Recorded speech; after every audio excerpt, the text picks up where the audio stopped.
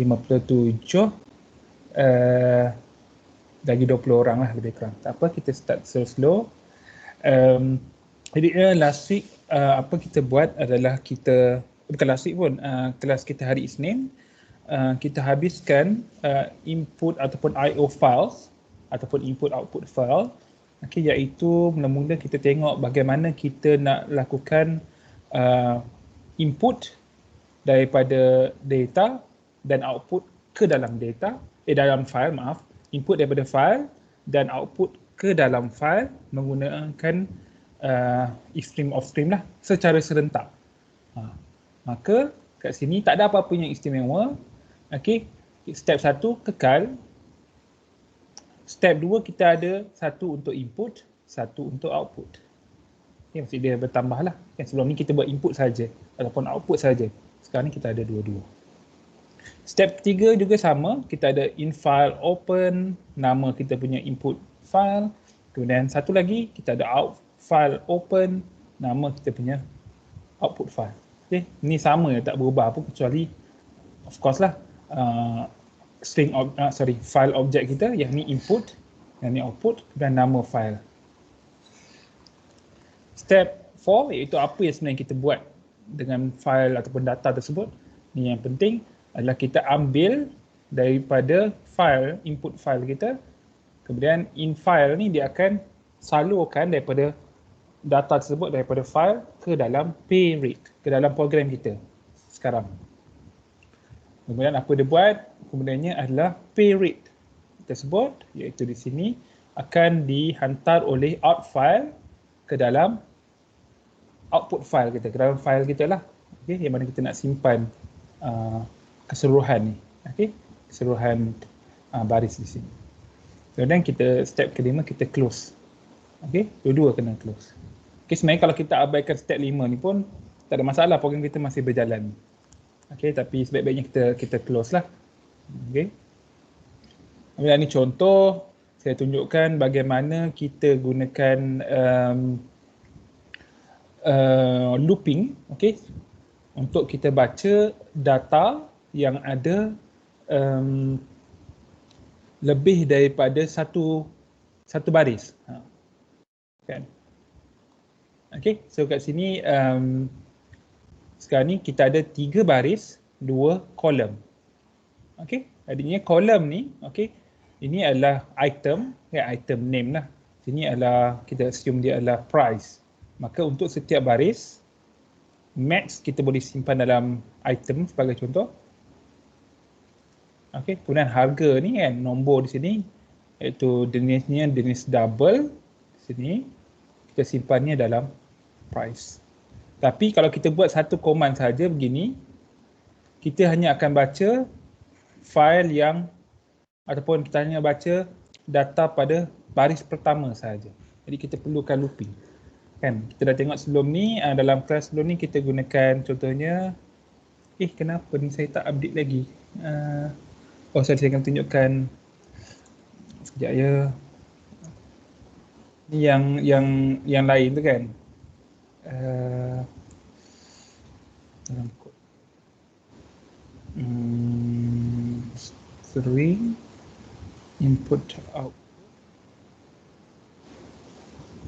Satu lagi. Ni kod 6 7. Okey, kat sini. Okey, jadinya kat sini kita kena gunakan sebagai contoh while loop. Okey, while loop. Okey, while loop ni dia akan check. Dia akan semak lah sama ada kita dah sampai penghujung dokumen ataupun tidak. Kalau tak sampai, good. Di sini akan jadi menyebabkan kesemua penyataan di sini menjadi true. Bila true, maka dia akan run lah, dia akan execute segala yang ada dalam kita punya pada baris 25-26 ni lah. Okey. Jadinya kita boleh gunakan good. Okey, kita baca data kita, contohnya data kita tadi mana? Di sini dia akan baca. Okey, pada di sini. Okey, jadi 39 max akan simpan dalam item. 39.95 akan simpan dalam price. Kemudian kita akan see out. Kenapa kita see out? Kalau kita tak see out, kita buang, kan. Jadinya satu kita tak boleh nak check lah betul ke tak dia baca. Kan betul ke yang match akan disimpan dalam item 39.95 disimpan dalam price, betul ke tak kita nak check. Satu lagi kalau kita tak see out, no point sebabnya looping ni akan berjalan lagi. Okay, loop ni akan berjalan lagi dan item dengan price dia akan simpan data yang pada baris kedua iaitu bulbs dengan 3.22 kan. Jadinya match dengan 39.95 ni akan hilang lah daripada data tu kan sebab dia dah diisi oleh bulbs dan 3.22 kan. Jadinya sama juga kalau kita teruskan begini dia akan baca baris ketiga pula. So no point lah. Jadinya yang terbaik kita see out item price supaya kita boleh semak lah, antaranya lah kita boleh semak. Okay. Ataupun kalau kita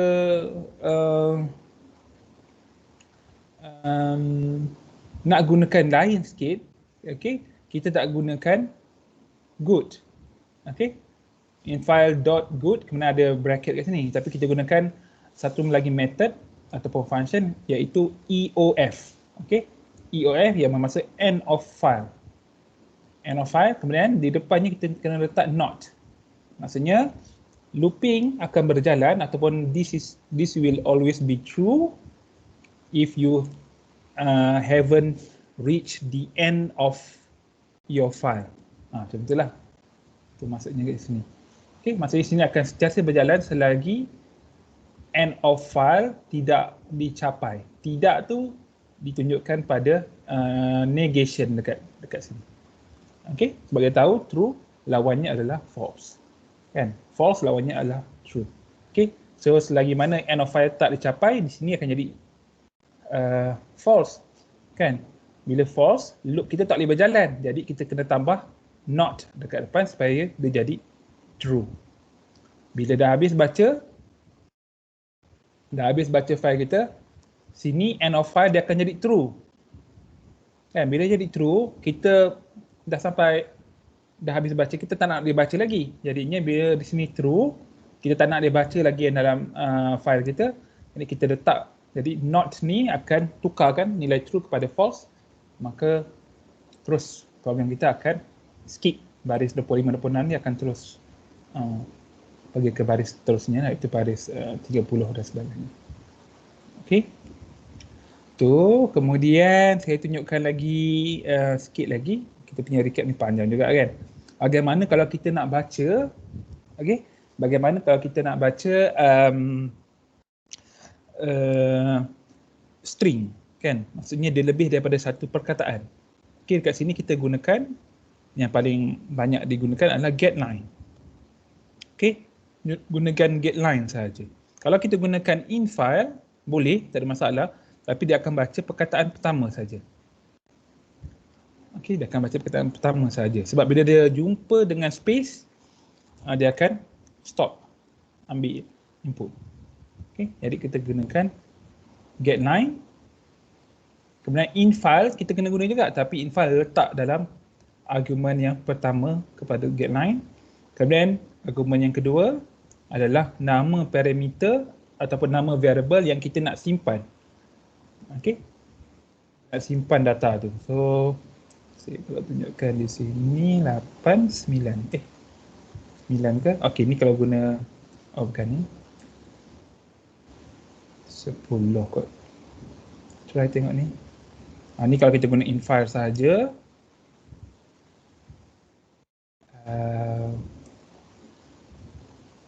Ini kalau kita nak guna infile tapi kita ada 3 nama. So kita buat name 1, name 2, name 3. Tak ada masalah. Tapi selalunya nama ni ada orang ada 2 nama, ada orang ada 3 nama kan. Jadinya kita nak dia lebih fleksibel. Okay, kita try. Okay, iaitu kita gunakan getLine, dan infile, lepas tu nama pembalik ubah kita, name. Okay, name ni mestilah jenisnya adalah string. Kan? Sebabnya kalau double ataupun int, itu adalah nombor. Kalau char, itu hanya karakter ataupun simbol, hanya satu karakter saja dia boleh terima. A, B, dan, tanda dan, ampersand dan sebagainya.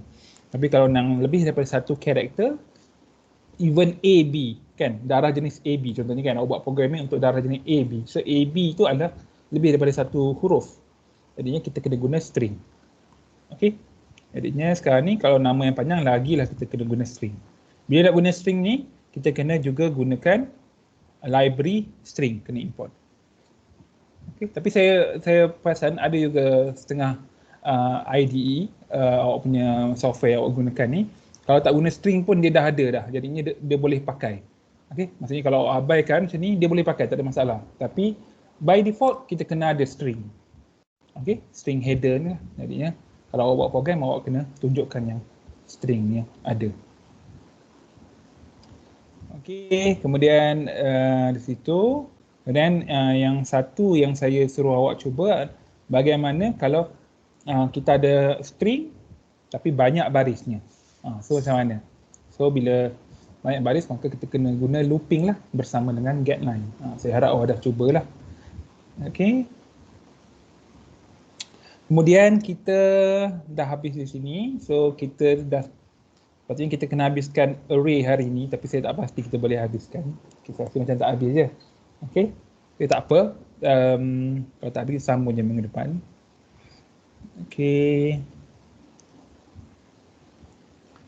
Dan ni nota, kadang-kadang saya rujuk kat sini, tapi most of the time saya tak tunjuk pun dalam kelas. Okay.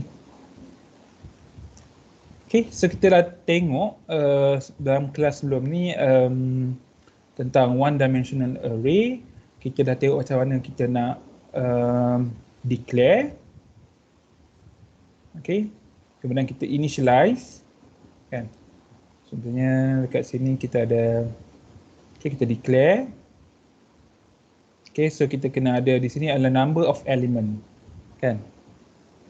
A adalah number of array. Name of the array. Int adalah jenis kepada elemen yang disimpan dalam A, kan. Mungkin int, double, string pun boleh, character pun boleh, tak ada masalah. Kemudian kita tengok initialization, iaitu kita beri nilai pada setiap elemen dalam array A tersebut. Okay, so kena ingat indeks bermula daripada kosong. Okay, bukan 1. Maka indeks yang bagi elemen terakhir mestilah n tolak 1, iaitu 4 lah. Kan? Kalau sini 5, sini mesti 4. Okay, kita boleh buat macam ni lah. Okay, kemudian kita boleh see out, macam saya tunjukkan sebelum ni, kita boleh see out sebagai contoh, kita see out satu persatu pun tak ada masalah. Kan, kita buat A kosong, dan kita bagi space sedikit. Oops, sorry. A1 sampailah berapa-berapa lah yang awak nak, kan. Tapi ada yang paling mudah, kalau kita nak see out semua sekali, kita buat looping. Okay, macam ni lah.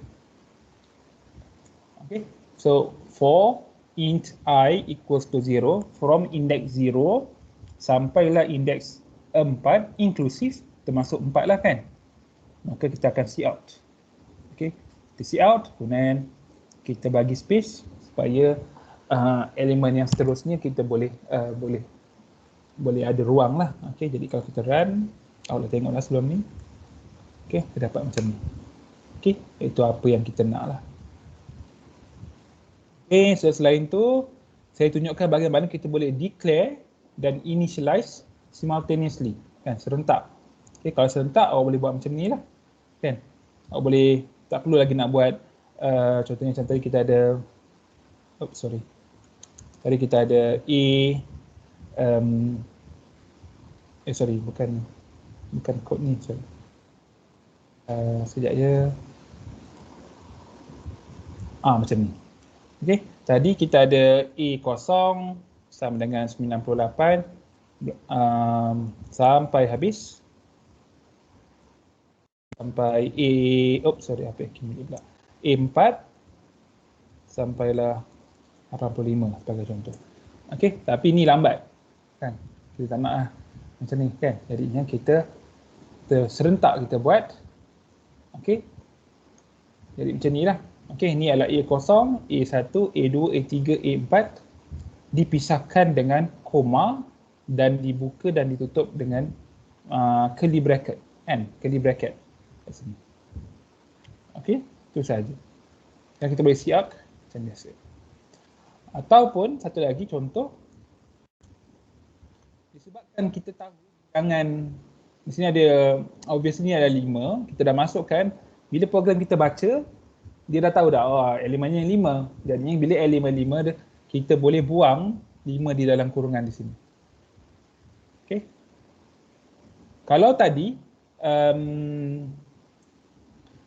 kalau kita buat separately, okey, kita declare, lepas tu kita baru nak initialize, itu wajib kita letak, okay, wajib lah kan, okay, wajib kita letak sekali dengan bilangan elemen. Okey, sekejap ya, 31, 30, mana yang tadi tu, ni ke? Macam ni. Okey, kalau macam ni, sebabkan baris 5 akan dibaca dulu, baru baris 6, 7 dan sebagainya, maka di sini wajiblah kena ada 5. Kita tak tahu kan, bila dia baca, maksud saya bila komputer kita atau program kita baca baris nombor 5 ni, kalau kita tak letak, kan, dia tak tahu, berapa saiz. Dia tak tahu berapa saiz, dia akan confuse lah kan, berapa ruang yang perlu diperuntukkan untuk boleh ubah A ataupun array A. Jadi kat sini kalau kita declare dan initialize separately atau secara berasingan, maka kita kena letak 5 ni. Okey.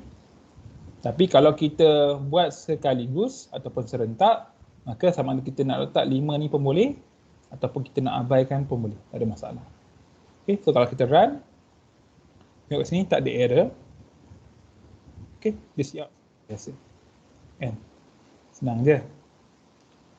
Okey, yang ni kod 32 ni just nak fancy sikit lah kan.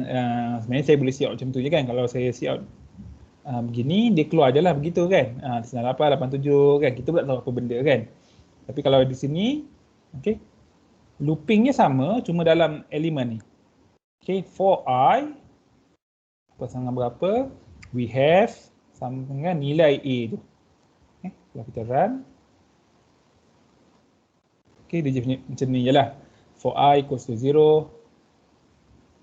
Okay, tengok sini, for I sama 0 adalah daripada I yang kita akan incrementkan nilainya. Okay, we have, okay, ni semua string, sampailah petak, square bracket yang pertama ni kat sini, masih lagi dalam string. Kerana I yang berada dalam square bracket ni adalah kita generate dia daripada I, pemuli ubah I kita, kemudian tutup, ni part of the string. Okay, kemudian nilai dia 98, 87 ni adalah nilai daripada array kita. Okay, tak ada apa-apa pun, just nak bagi jelas lah sebagai contoh. Okay, kemudian satu lagi, yang semalam kita tengok, kalau kita nak gunakan 1 sebagai contoh, hingga 5 boleh, tak ada masalah. Tetapi bila kita cout atau bila kita gunakan array, kita kena tolak 1. Kan? Supaya kalau 1 nanti jadi A0. Kan? So A0 adalah 98. Kalau 5 jadi A, 5 tolak 1, A4. A4 adalah indeks yang terakhir ataupun elemen terakhir, iaitu 85. Okay, ni kita dah bincang lah. Okay, sangat dalam kelas sebelum ni. Okay, ni tadi. Sekejap ya. Tak ada beza apa kot ni. Okay.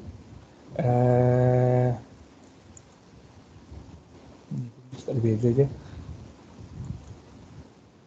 So sekarang kita nak tengok macam mana, ataupun ada soalan ke? Ada soalan ke? Kalau ada boleh nak cakap, boleh tak type pun boleh, tak ada masalah.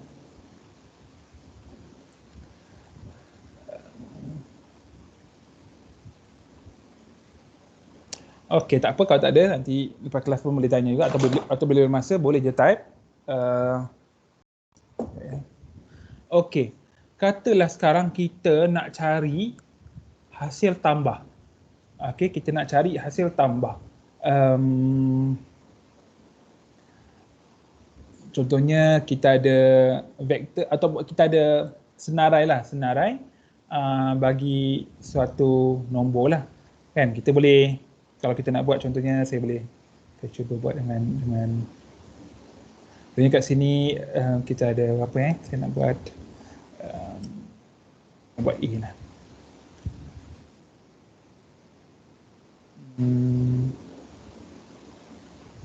Boleh juga.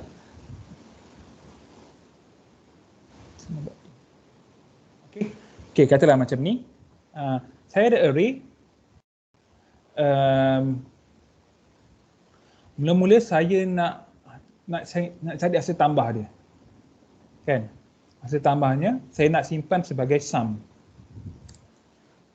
Okay, jadi apa cara yang paling straightforward lah. Kita boleh tambah satu persatu.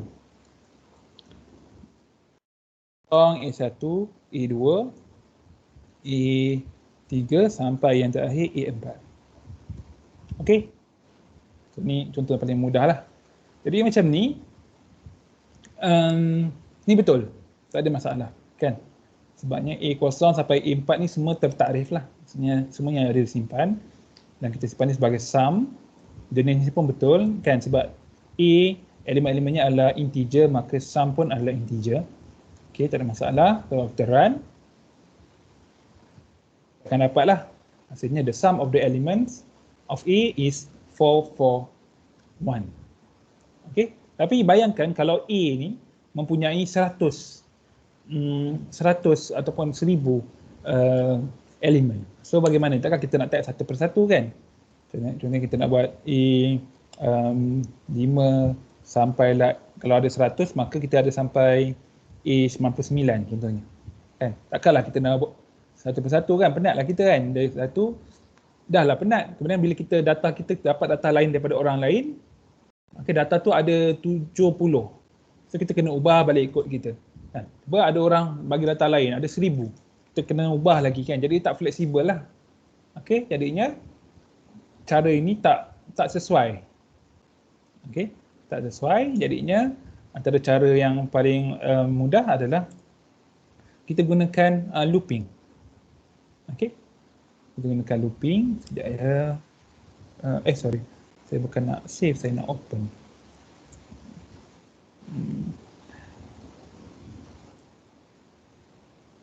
Okay, kita gunakan looping.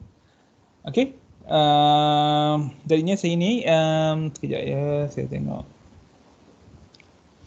Okay, ni contoh dia. Okay, kita berbeza dengan tadi.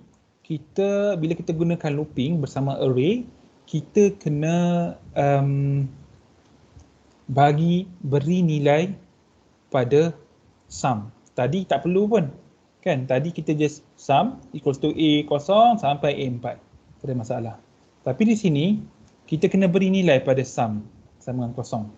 Okay, kenapa? Sebab bila kita lakukan pertambahan, operasi tambah, kita hanya boleh buat pertambahan antara satu dengan satu yang lain, satu benda dengan satu benda yang lain. Kan? Maksudnya, kalau kita nak tambah semua ni, 98, 87, 92, 79, 85, kita tak boleh tambah sekaligus. Okay? Sebab operasi tambah adalah binary operator. Dia boleh tambah dua nombor dalam satu masa. Okay? So kalau saya boleh tulis kat sini, katalah kita ada A 98, 87, 92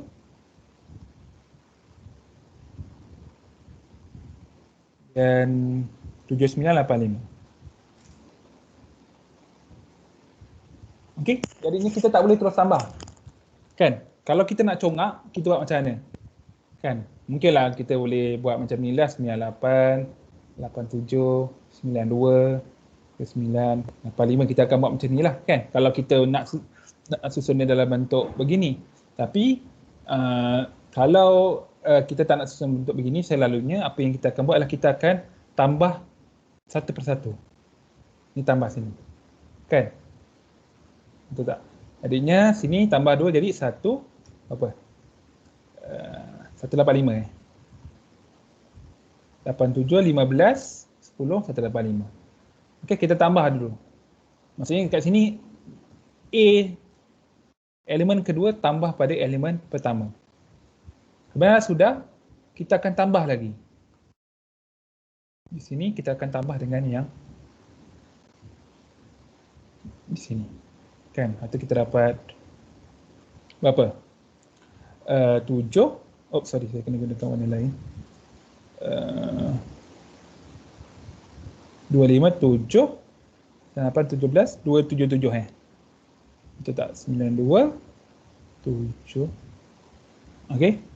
Kemudian kita dah tambah, dapat hasilnya. Kita teruskan lagi. Ini kalau saya salah tolong bagi tahu kan. Okey, tambah lagi kita dapat berapa? 3, 3, 5, 6 Betul. Sekejap je. 3, 5, 6. Saya pun congak-congak takut silap kan. Sekarang ni kita belajar C++ ni, skill yang kita gunakan skill C++. Skill congak ni dia kurang sikit. Okey. So kat sini kita tambah dengan yang terakhir. Berapa? Tadi 441 Ya, betul. 441 Okey, jadinya kat sini kita operasi pertambahan adalah macam pairwise operation lah, maksudnya binary operation kan. 2 dah dapat, tambah lagi. Okey.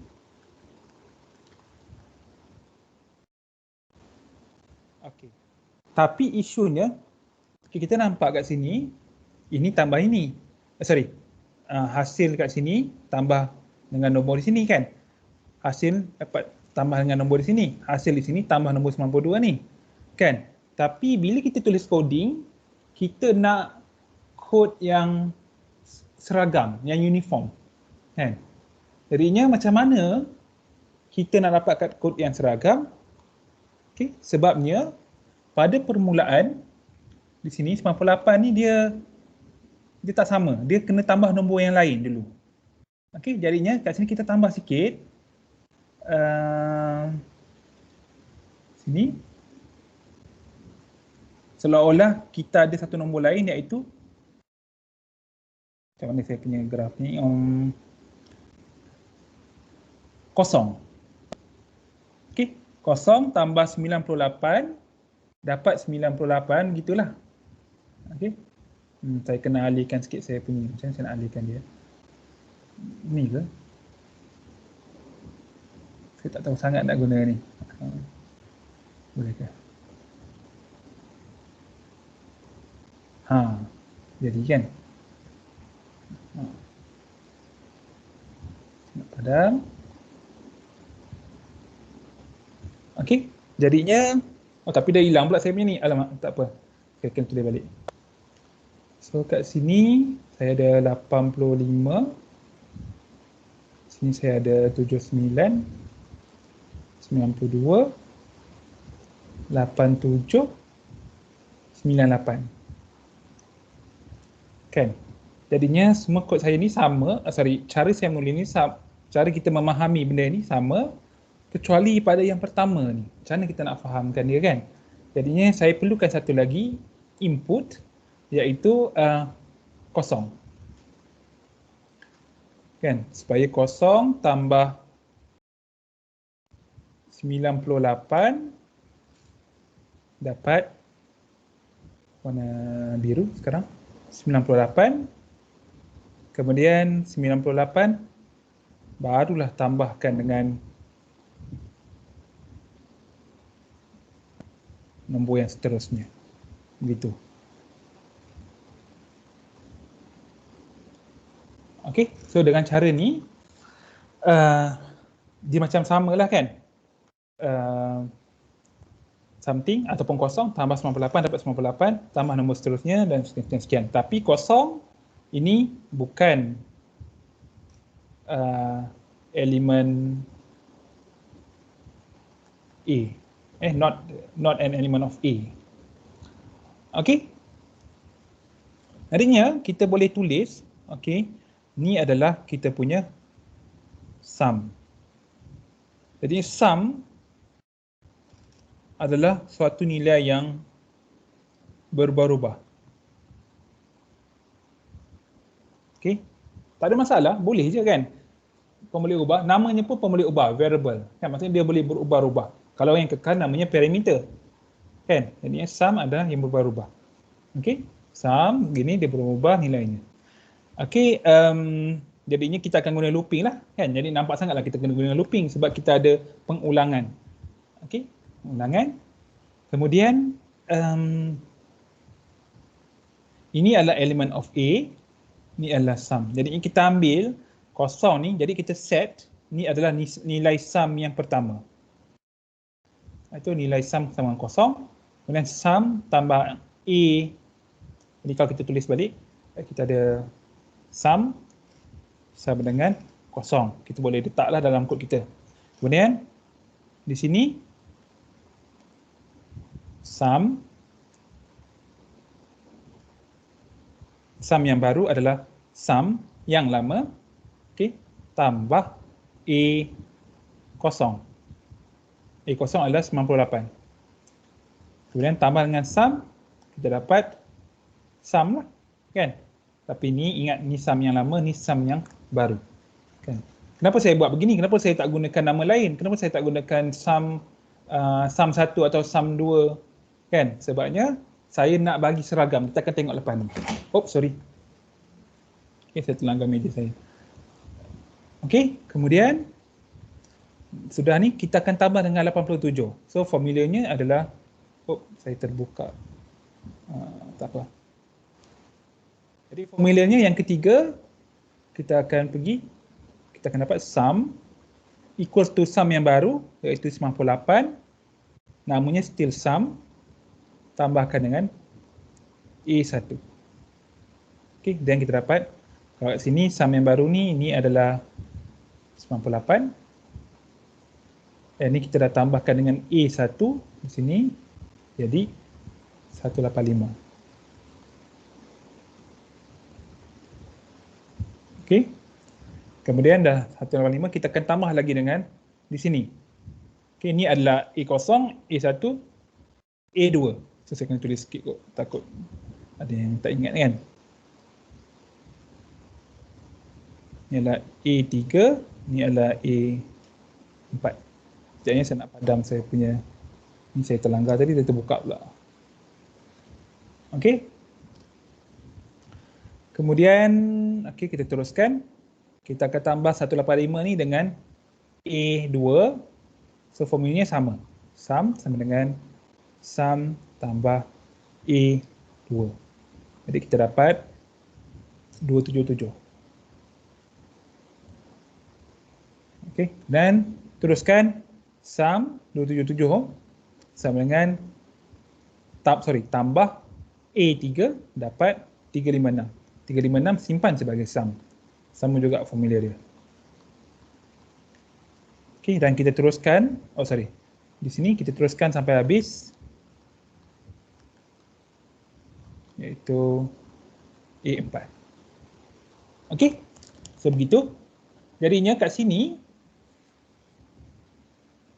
semuanya sama formulanya, iaitu sum equals to sum plus AI, yang mana I adalah 0, 1, 2, 3, 4 kan? 0, 1, 2, 3, 4. Jadi kalau looping kita boleh agak lah. So kalau kita buat looping for I equals to 0, I less than or equals to 4 ataupun less than 5 pun boleh, tak ada masalah. Kemudian I plus plus. So dalam ni kita buat sum equals to sum plus AI. Dah, siap lah. Okey, tapi ada satu lagi kita tertinggal di luar looping tersebut. Okey, iaitu kita kena letak nilai, kita bayangkan ibaratnya di sini kalau I sama dengan 0, kita ada sum tambah A0. Tapi apakah nilai sum? Kan nilai sum adalah 0. Jadi kita kena letak, kita kena initialize sum sebagai 0 kat atas ni. Ni akan run sekali saja. Kemudian yang for loop ni akan run banyak kali. Okay, that's why kita ada kat sini sum equals to 0.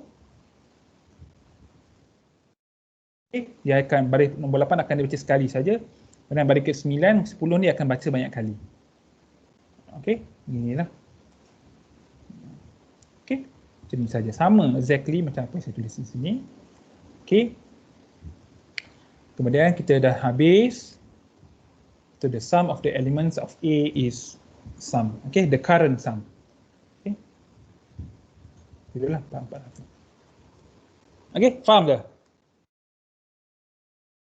Kalau ada yang tak faham boleh tanya. Faham.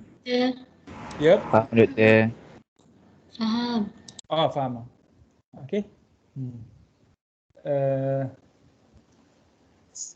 Sekarang ni penting sebabnya kita akan tengok contoh seterusnya adalah kita bukan nak cari sum. Kita nak cari maximum element. Katalah kita ada array begini. By kalau kita kata kita by inspection kan, through eyes kan, tengok dengan mata kita boleh nampak lah. Paling tinggi 98, paling besar. Paling kecil contohnya adalah 79. Kan, tu dengan mata. Ibarat bagaimana pula kalau kita ada 1000 elemen dalam satu vektor ataupun array. Macam mana kita nak kenal pasti mana lebih besar, mana lebih kecil. Kan, jadinya kita kena gunakan looping. Kan kita bandingkan. Sebelum ni kita dah tengok kan maksimum ada 2 nombor, macam mana kita nak cari maksimum antara A dan B. Kita gunakan fungsi max. Lebih besar sama dengan berapa kan? Gitu. So jadinya untuk cari maksimum minimum ni lebih besar atau lebih kecil ni, kita biasanya akan buat sama macam ni. Iaitu kita bandingkan 2 nombor. Banding 2 nombor, kemudian kita akan tentukan mana lebih besar, kita akan bandingkan dengan nombor seterusnya. Bandingkan dengan seterusnya. Okey, jadinya penting untuk awak faham yang ni dulu. Okey. Macam mana dia punya mekanisme dia. Okey, then baru awak boleh faham yang lain-lain. Okey, that's why saya kata dia berkaitan topik C++ ni. Okey, bukan C++ saja, topik programming lah. Okey, ni saya nak simpan dia sebagai inilah. Okey. Itu. Kemudian sum ataupun awak nak cari hasil darab antara nombor. Kalau awak cari hasil darab sama juga. Macam mana?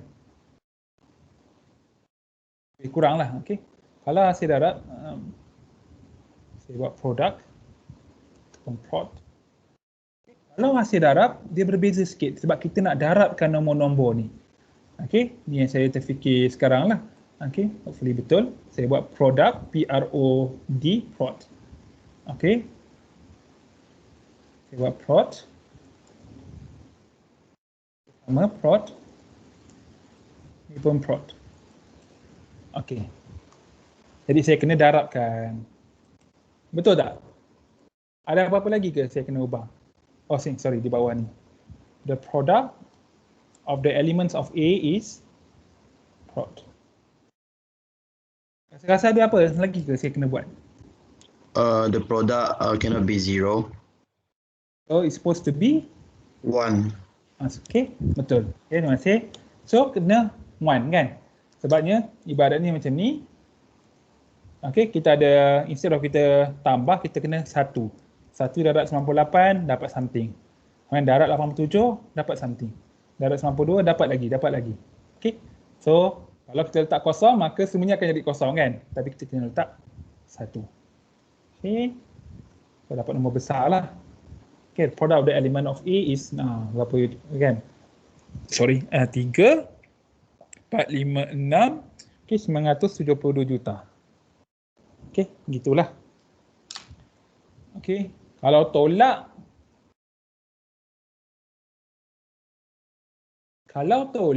macam mana? Macam mana pula kan nak buat tolak kan?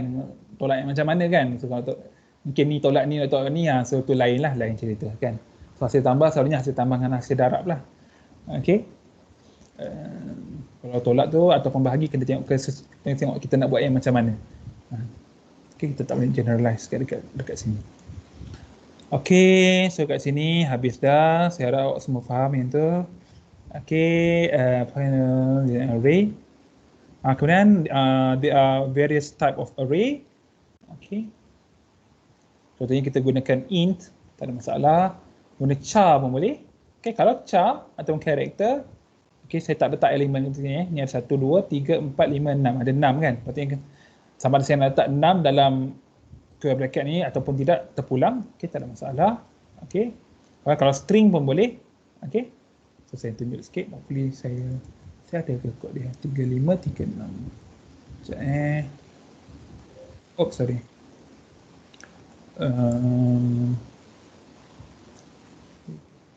Array sum. Dah tadi. Sum. Prod. Array sum. Oh.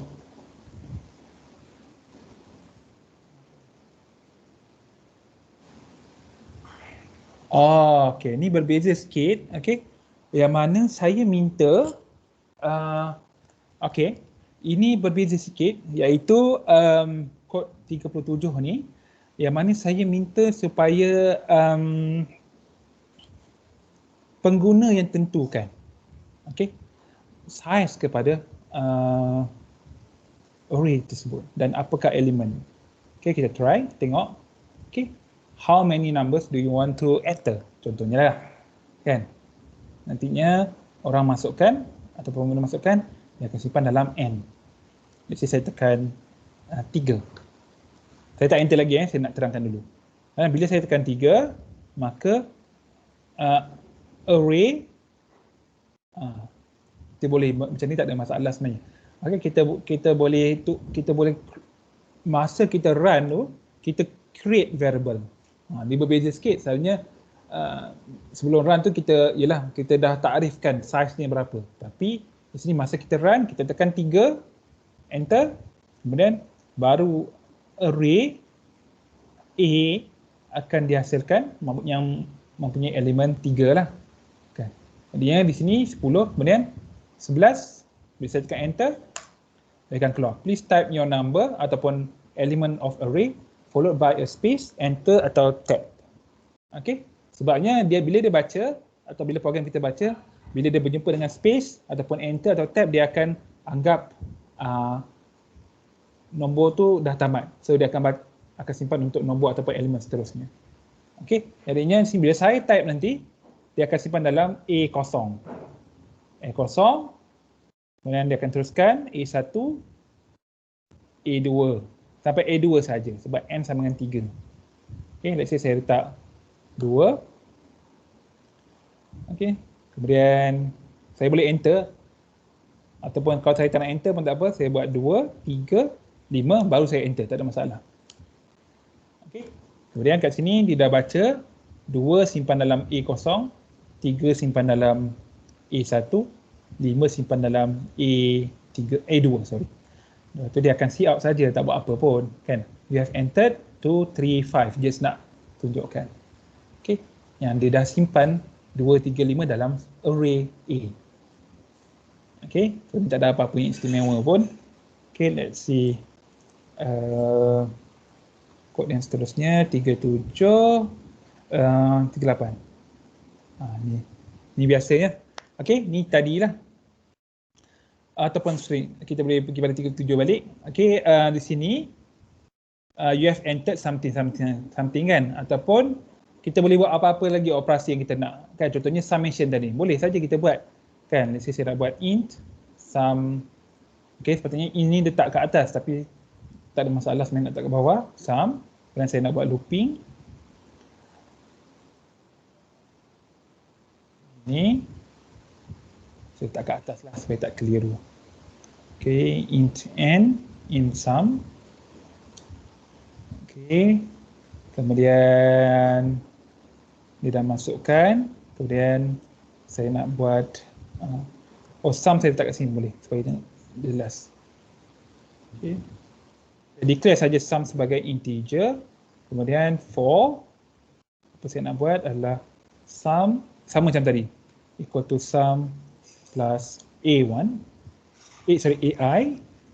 Kemudian saya nak cout backslash the sum of the numbers that you have entered is sum. Kan? So, tengok run. Alah, saya terrun pada kod yang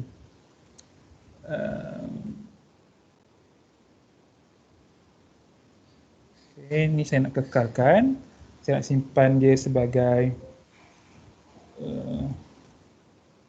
ya. Saya simpan sebagai fail baru. 37B. Compile. Oh, okey. Silap.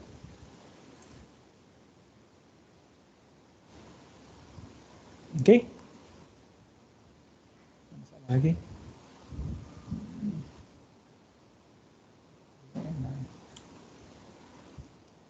Okey, free boleh. Oh, ada 2 kali. Okey. Okey, sama macam tadi, cuma saya tambahkan elemen summation saja. Okay, how many numbers do you want to enter? 3. Please type your number followed by a space. 2, 3, 5. Kemudian you have entered 2, 3, 5. Kini kat sini. Kemudian sum. The sum of the numbers that you have entered is 10. Kan? 2 tambah 3, 5. Tambah 5, 10. Okay, jadi terpulang kepada awak bila nombor tu dah diambil, awak boleh buat apa saja. Okay. Ini adalah pelbagai jenis, ini adalah contoh kalau kita ada character array. Okay, macam dalam ni lah. Okay, sample, ke sini saya guna sample. Okay, character array, macam ni saja. Okay, jadinya dia dipisahkan sama juga oleh koma. Kemudian ditutup dan dibuka oleh curly bracket kat sini lah. Kemudian 6 ni optional lah. Tak ada pun tak apa sebab komputer kita macam saya cakap tadi dia baca sampel ni SAMPLE dia akan tahu elemennya adalah 6. Okey, dan jangan lupa bila karakter kita kena ada single quotes. Kita tak boleh buat macam ni.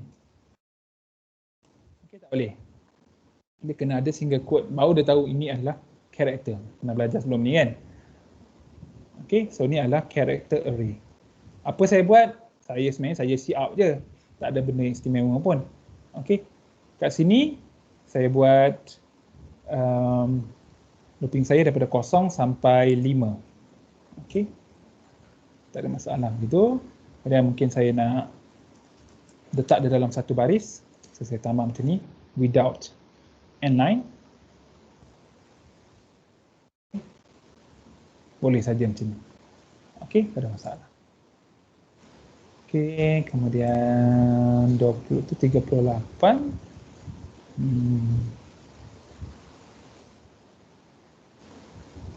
Oh, string.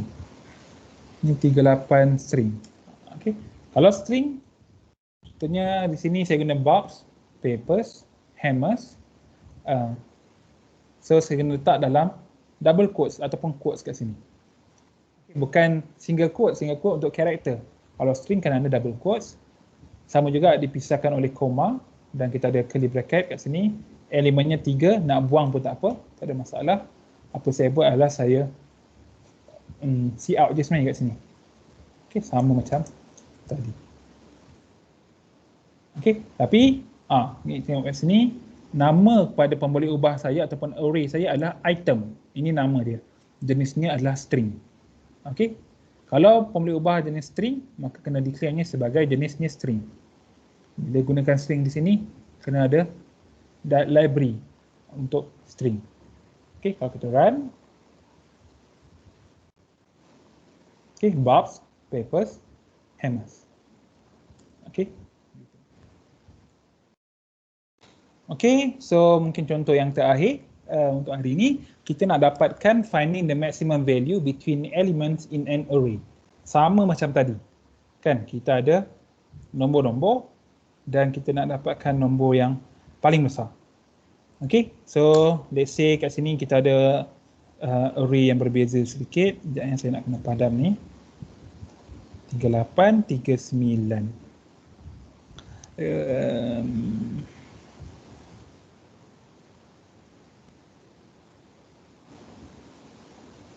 Okay, so kita ada hitam. Kita ada A yang berbeza. Saya pun tak tahu kenapa saya guna A yang berbeza, tapi tak ada masalah. Okay, 2, 18. Okay, 1, 7, 16. Okay, so kat sini kita nampak dengan mata kita paling besar 27. Okay, paling besar 27. Kan? Sebelum ni ingat tak kita buat, kalau lah kita ada dua nombor, katalah A, B. Kadang kita ada max number. Ataupun max 6. Okay, if A greater than B, maka max 6, nombor yang lebih besar adalah A, kan? Artinya max 6 ni sentiasa menyimpan nombor yang lebih besar. Okey. Ataupun kita boleh else if, tak ada masalah. Jika A lebih kecil daripada B, maka max 6 semestinya lah B, kan? Sebab B lebih besar daripada A, maka nombor yang lebih besar mestilah B. Else, maksudnya kalau A sama dengan B, kita boleh buat max 6 A ataupun max 6 B, mana-mana, tak ada masalah. Okey, saya tambah sikit. Or max 6 sama dengan B. Itu sebab selalunya kita gabungkan je. Okey, kita gabungkan dia menjadi if A greater than B, max 6 A, else max 6 B. Maksudnya case untuk else termasuk juga untuk yang sama dengan ni. Untuk A sama dengan B. Ataupun kita buat if A greater than or equals to B, max 6 A, else max 6 B. Maksudnya case yang sama dengan ni masuk pada case yang atas. Tak ada masalah sebab bila sama dengan kita boleh gunakan A ataupun B. Okey, sekarang ni kita bukan nak bandingkan dua nombor, tapi kita nak bandingkan 5 nombor. Kan, bagaimana kita nak bandingkan lah. Okey, jadinya kat sini kita ada 2, 18, 1, 27, 16. Jadi yang ni adalah A0, A1, A2, A3, A4. Okey, kita nak bandingkan. Kan? Mula-mula kita akan bandingkan A0 dengan A1. Okey. Jadinya max 6 dia. Sekejap je saya tengok. Okay. Di sini max 6. Prosesnya adalah 2 lebih kecil daripada 18. Maka max 6 ataupun max lah. Kan, max 6 panjang pula. Max adalah 18. Okey. Sekarang kita akan bandingkan pula. Okey, kita akan bandingkan pula. Sekarang ni max adalah 18. Kan?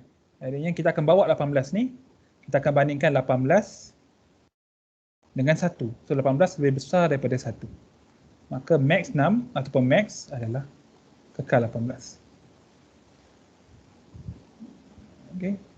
Dan kita akan bandingkan lagi. Okey, max sekarang ni 18. Kekal kan, sama macam tadi. Kita akan bandingkan dengan 27. So, kat sini 18 kecil daripada 27. Maka max sama dengan 27. Okey. Dan kita bawa lagi. Kita bandingkan. Okey. So, 27 lebih besar daripada 16. Maka max adalah 27. Okey. Tadi kat sini awak nampak max adalah nilai yang berubah-ubah. Okay, max adalah nilai yang berubah-ubah. Tak ada masalah sebab dia pun variable. Kan, namanya pun variable. Memang ada kita expect, kita jagakan dia akan berubah. Okay, jadinya isu dia kat sini, ni adalah max, iaitu kita dapat daripada sini.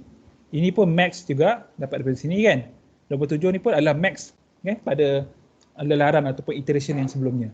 Cuma isu dia adalah yang pertama ni. Yang pertama, 18 adalah nombor A1. A0 adalah nombor 2 adalah nombor ataupun elemen pertama, A0. Jadi formula dia macam berlainan kan, macam tak sekata pada yang pertama tu. Jadinya dia boleh jadi sekata kalau kita mula-mula tu kita assign max adalah A0. Then di sini max lebih kecil daripada 18, maka 18 jadi max yang baru. Kemudian max yang baru 18 kita bandingkan nombor 1. So dia kekal sebagai max. Dia max 18 itu akan dibandingkan dengan 27. Kemudian 27 jadi max pula. Akhirnya max dibandingkan dengan 16 dan oleh kerana dia paling besar maka max kekal 27. Okey, jadinya kat sini kita nampak kita kena, kalau kita ada looping saya kena warna hitam. Okey, seminit lagi. For I equals to 0 ataupun for I equals to 1, I less than or equals to, kat sini ada berapa nombor? Ada 4 kan? Ada 4. For I plus plus, kita akan buat max,